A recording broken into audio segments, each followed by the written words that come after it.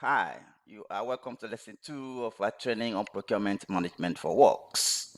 The title of this lesson is Pre-Qualification in Works Contract.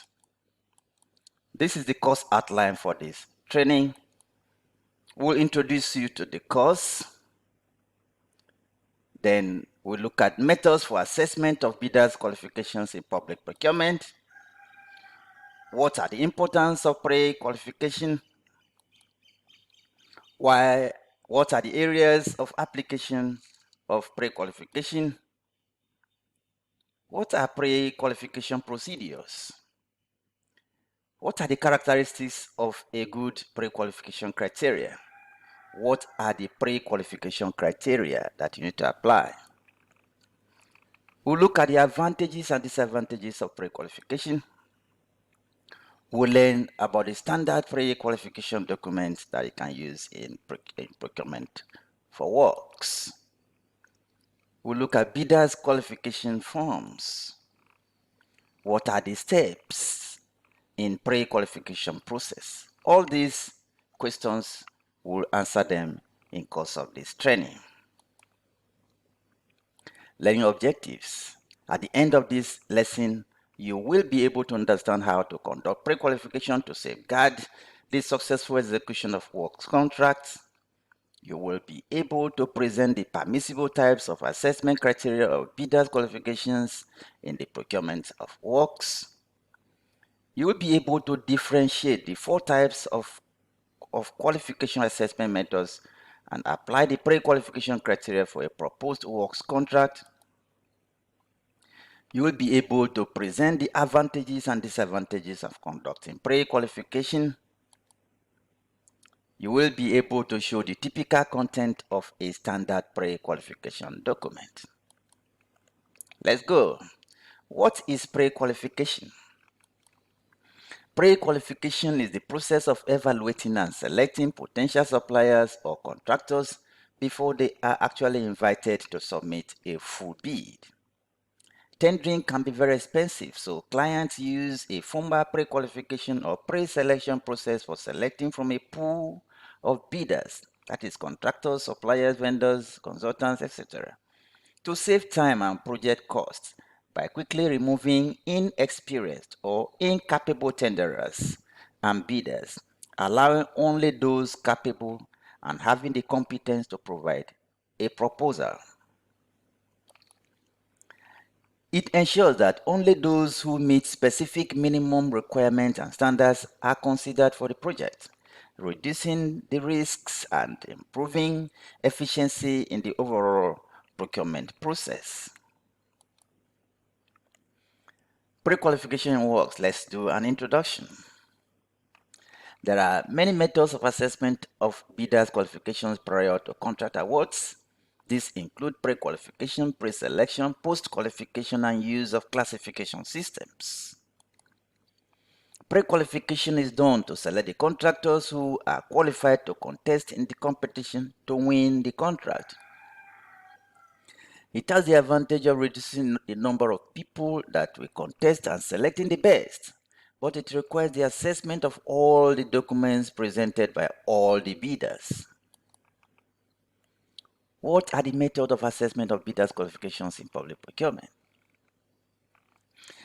Buyer may use a variety of methods in order to assess bidders' qualifications prior to procurement competition or prior to contract award. These methods include pre-qualification that is done prior to the launch of the procurement competition. Pre-selection. This is used to invite bidders in restricted procurement competitions as well as in consultancy competitions under World Bank or Multilateral Development Bank rules. Use of national classification. This is used most commonly in the procurement of works and services. Post-qualification. In the absence of a pre-qualification and or to confirm continued qualification of the bidder at the time of the intended award. What are the importance or why is pre-qualification important? 1. It is important for the procuring entity to assure itself that only qualified bidders are awarded contract for the supply of goods or construction of works or delivery of services. Number 2, it is important for the employer in meeting her objective in the achievement of value for money in procurement. It is important for safeguarding the successful execution of the contract, thereby enabling the employer to meet its service delivery mandate. It is also important to eliminate undue arbitrary decisions on the part of the employer. What are the areas of application of pre-qualification? Number 1, there are many types of projects where this type of document will be used. For large value contract where the use of the open tendering method for procurement is mandatory, like in international procurement or national procurement. It is also applied for the procurement of custom design or tailor-made packages. For example, number 1, in the construction of large or complex civil works or industrial plant. It is also useful in the design and installation of complex information systems. It is useful in the provision of management contracting services, especially for the operation of public utilities like water supply and distribution, urban heating, etc. It is also applicable in the procurement of high technology or unique equipment, tailor-made goods made to the specific requirements of the employer, where quality assurance in manufacturing is an important factor. That's where these are the areas that we apply pre-qualification. This also applies in the procurement of pharmaceutical products, utility meters, etc. Pre-qualification procedure. The pre-qualification process is launched by the employer through a call to pre-qualify, which must be published widely in the same manner required by the law for advertisement of invitation to tender in the open tendering method of procurement. The criteria to be used in assessing the bidder's qualifications are stipulated in the national procurement law but must be quantified in a proportionate manner related only to the ability of a potential bidder to execute the contract in question and must be non-discriminatory. All tenderers who meet the set pass or fail qualification criteria are allowed to compete. It's not discriminatory. Characteristics of good pre-qualification criteria. The pre-qualification criteria must be related to the capacity to execute the contract, must be proportionate and non-discriminatory. Public procurement legal systems generally stipulate that the qualification assessment criteria must be objective and proportionate to the contract, that is, the subject of the competition. It must be based on pass-fail criteria through verifiable evidence of qualifications that can be demonstrated by the potential bidder, and that the assessment of qualifications of potential bidders is an activity separate from the evaluation of bids. They are not the same. Pre-qualification criteria itself.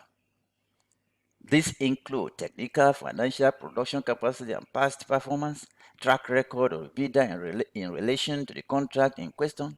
Such criteria may include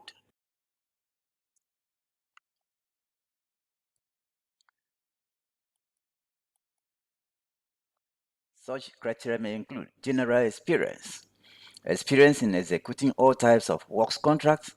It is evidenced by the firm's record of recent experience and the value of respective contract that has been undertaken during this period. Experience requirement must be stipulated by the employer as a minimum annual value of general construction activities carried out by the applicant over a stated period, normally from 3 to 5 years. This minimum annual construction turnover should be calculated by the employer by applying an appropriate multiplier to the projected annual construction value of the contract, subject to the pre-qualification invitation. The recommended multiplier should be at least 50%, should make it to be at least 50% of the construction value of the contract that is subject of discussion. The next thing is the specific or particular experience.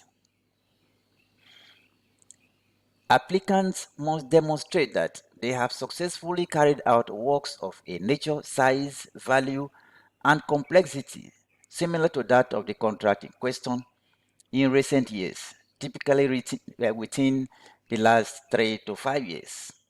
There are three principal criteria in this regard. Similar works of a magnitude approximately that of the contract consigned, the firm should have completed or substantially completed one or more, usually 2 or 3 contracts each of a value not less than about 80% of that of the proposed contract, preferably during the last 5 years. Production capacity is also important. The company should have performed operations of a volume, quality, and rate of execution similar to those required for the timely completion of the subject contract. For example, where large volume earth moving, rock excavation, tunneling, large equipment manufacturing, the firm should demonstrate experience in those operations, having performed them at the production rate necessary to meet a percentage, at least 80% of the estimated peak monthly or annual rates required for the subject contract. And companies should not be required to necessarily have had their construction experience in the employer's country or region. Another one is financial capacity. Two requirements are important here. The audited balance sheet or financial statement acceptable to the employer for the last 3 to 5 years are requested to be submitted by the applicant and must demonstrate the current soundness of the company's financial position and indicate its prospective long-term profitability. If deemed necessary, the employer shall have the authority to make inquiries with the company's bankers. The contractor must be able to meet the contract's cash flow requirements during the time needed by the employer to review and authorize payment of a contractor's invoice. So the company must prove access to liquid assets or line of credit from its bankers. Net of obligations. In order to meet the the contract cash flow requirement. Typically, this is calculated by dividing the contract value over the number of months of contract duration and applying a multiplier of 3 to the result. It takes the employer almost 60 days to pay, and the contractor must be able to demonstrate that it has enough cash flow net of commitment to other contracts to finance the month's operations and wait 60 days to be paid. That is in total 90 days or 3 months.